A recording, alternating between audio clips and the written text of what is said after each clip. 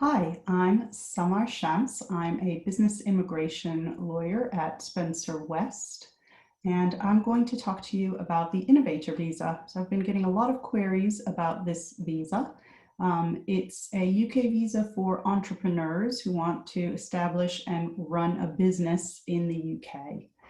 Now, it's a two-stage process. The first stage is to obtain endorsement from an approved endorsing body. And there's a list of endorsing bodies that are approved under the Innovator Visa on gov.uk. Now, once the applicant has succeeded in obtaining endorsement, they use that to make the actual visa application to the Home Office. So at the endorsement stage, they're going to be applying to one of these approved endorsing bodies. It might be a university with a entrepreneurs program. It might be an accelerator or an incubator or a business consultancy. Basically, all of these endorsing bodies will have shown, demonstrated to the Home Office that they have helped startups in the UK. And so that's one of the qualifying criteria for becoming an endorsing body. Basically, endorsement works in one of two basic ways. It's a bit of a generalization, but either the applicant participates in the endorsing body's entrepreneurship program, so a program of a number of weeks or perhaps months, at the end of which the endorsing body might endorse them, might select one or two participants for endorsement. The other main type of endorsement is where a business consultancy will evaluate your business plan and support you throughout the duration of the visa, and they will charge for that support.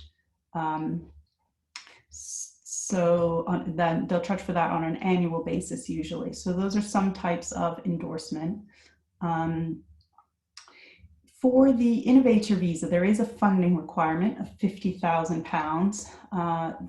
That's where you're applying to the Innovator Visa as an initial application for what's considered a new business. So you haven't used this business to apply for a similar category for entrepreneurs called the Startup Visa.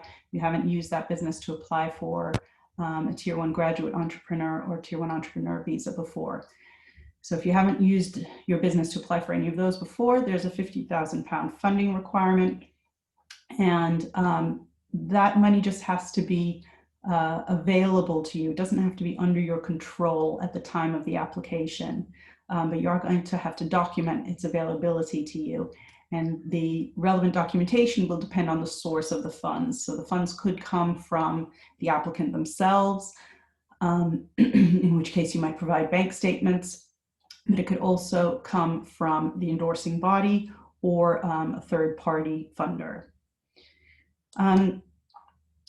The Innovator Visa, at the endorsement stage, the endorsing body is going to be verifying three things in a letter to the Home Office. One, that your business is innovative. And that means that there's an existing or new market for your product or service, and or there's a competitive edge that you've got outlined in your business plan. Two, they're going to be, the endorsing body is going to confirm that your business is viable. And when looking at viability, they're going to assess your own skills, so the applicant's own skills, experience, knowledge, and market awareness to determine whether they in fact have the know-how and wherewithal to run the business successfully. And finally, the endorsing body is going to confirm whether your business is scalable. And here they're looking for a structured business plan, a structured plan for growth, whether at the national or international level.